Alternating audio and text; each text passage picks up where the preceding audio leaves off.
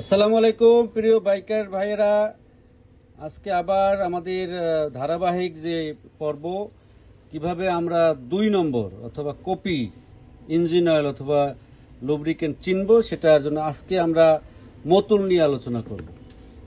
আমি আগের পর্বেও বলেছিলাম যে আসলে ইঞ্জিন অয়েল এখন যারা কপি অথবা 2 নম্বর করে, তারা আসলে এখন আর বাইরে থেকে বোতল কালেক্ট করে না। একটা সময় ছিল বোতল সংগ্রহ করতো, তারপরে 2 নম্বর মোবিল, এর মধ্যে রিসাইকেল মোবিল ইঞ্জিন অয়েল আর কি, যেটা ঢুকাই দিত। কিন্তু এখন হচ্ছে এরা অনেক স্মার্ট, চায়না থেকে মোল্ড তৈরি করে নিয়ে আসে এবং সেই মোল্ডে স্টিকার সব হুবহু কপি করার পরে বাজারে কম দামে যে ইঞ্জিন অয়েলগুলো সেগুলো ঢুকিয়ে দেয়। যেহেতু ইঞ্জিন অয়েলের দামটা এখন অনেক বেশি অরিজিনাল প্রোডাক্টের, অথেন্টিক প্রোডাক্টের, স্বাভাবিক কারণেই তারা এগুলো দিয়ে কাজ সারে। এবং মোটামুটি আলটিমেটলি ধরেন মতুলের কথাই বলি আজকে, যেহেতু প্রসঙ্গ মতুল বাংলাদেশের সবচেয়ে জনপ্রিয় ইঞ্জিন অয়েলের একটা।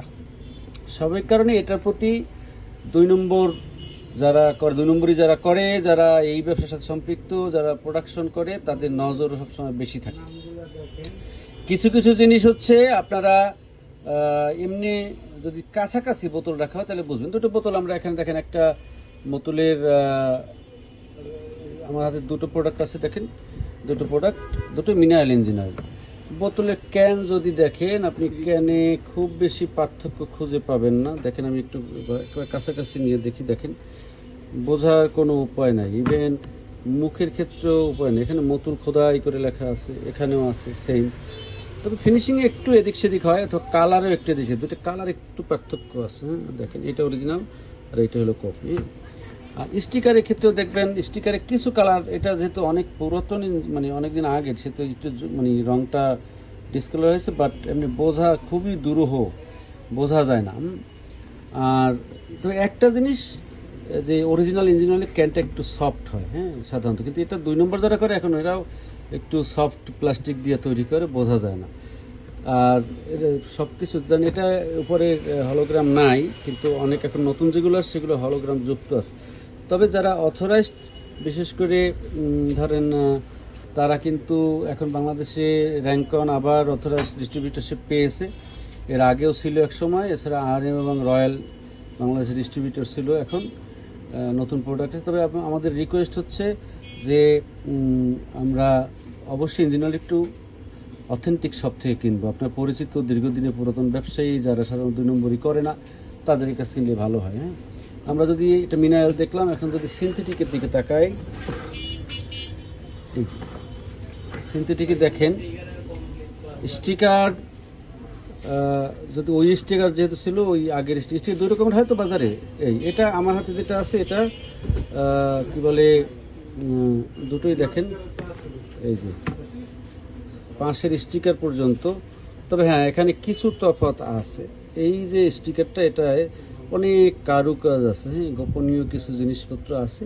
বাট এটা একেবারে প্লেন, এর উপরে, হ্যাঁ, কিন্তু পাশাপাশি না রাখলে আপনি বুঝবেন না, ঠিক আছে। আর মুখের ক্ষেত্রেও একেবারে কাছাকাছি ক্লোজ, আপনি বুঝবেন না। হ্যাঁ, বরঞ্চ মাঝে মাঝে মনে হয় আমার কাছে 2 নম্বর যেটা, সেটা কি 1 নম্বর মনে হয়। হ্যাঁ, ওতে দেখেন পিছনের জিনিসটাও, যেহেতু 2 স্টিকারের মাল, লেখা এদিক সেদিক থাকতে পারে, কিন্তু দোকানদার যারা 2 নম্বরটা বেছে, তারা 1 নম্বরটা আসলে রাখেই না। আপনি যে কম্পেয়ার করবেন সেটা সুযোগ নেই, ওটা শুধুমাত্র পারফরমেন্সই বোঝা যায়।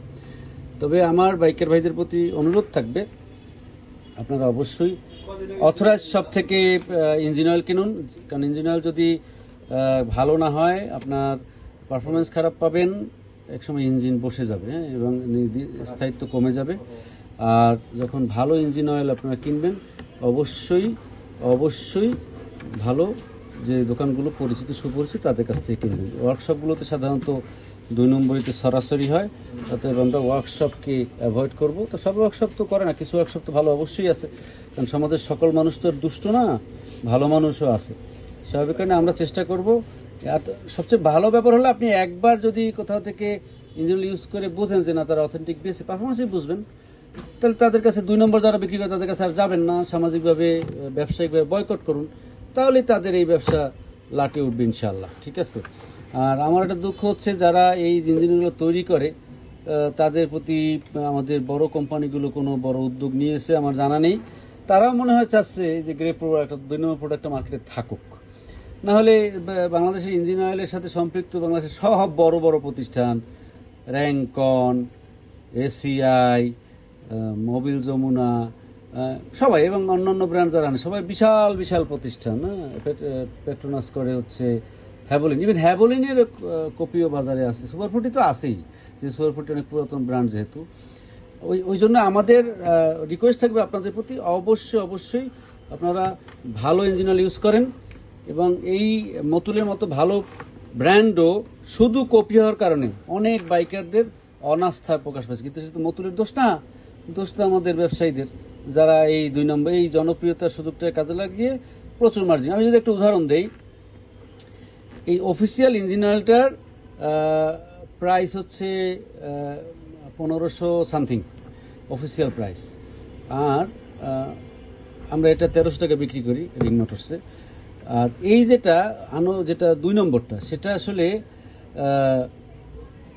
550, 450, 650 এই রকমের দামে বিক্রি হয় পাইকারি মার্কেটে। তো একটা মোবিল যদি 550 টাকায় কিনে 1100-1200 টাকা বিক্রি করা যায়, সে তো মহা চমৎকার ব্যবসা, আর পৃথিবীতে কিছুই নাই, 100% প্লাস ব্যবসা।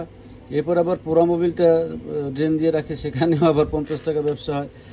তবে এই জিনিসগুলো খেয়াল রাখতে হবে। আমরা বাইকারদের সচেতন, আমার একটা দুঃখ হচ্ছে আমরা যারা বাইকিং এর সাথে সম্পৃক্ত, ঢাকা শহরে যারা বাইকার, এর প্রায় শতভাগ উচ্চশিক্ষিত, কিন্তু তারা এত লেখাপড়া জানা মানুষ হওয়া সত্ত্বেও নিজেরা আসলে ওই টেকনিশিয়ানের দ্বারস্থ হই, তারা যা বলে সে কথা শুনি।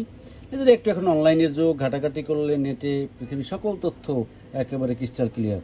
আশা করি আমি আপনাদেরকে এই বোঝাতে পেরেছি। যদিও আমি বোতল কম্পেয়ার করে পারতাম, স্টিকার কম্পেয়ার করে পারতাম, কিন্তু সেগুলো করলাম না, কারণ এগুলো এখন সবই কপি করা সম্ভব এবং খুবই ভালোভাবে। আশা করি এই ভিডিও ভালো লাগলে শেয়ার করবেন এবং দুষ্ট ব্যবসায়ীদের, দুষ্ট যারা প্রডিউসার, তাদেরকে বিরুদ্ধে বয়কটের মাধ্যমে রুখে দাঁড়াতে হবে। হ্যাঁ, আর যদি সেটা ভিডিওটি ভালো লেগে থাকে তাহলে শেয়ার করুন, লাইক কমেন্ট করুন। আপনি যদি এর আগে ঠকে থাকেন সেটাও কমেন্টে জানান। সবাইকে ধন্যবাদ। আসসালামু আলাইকুম।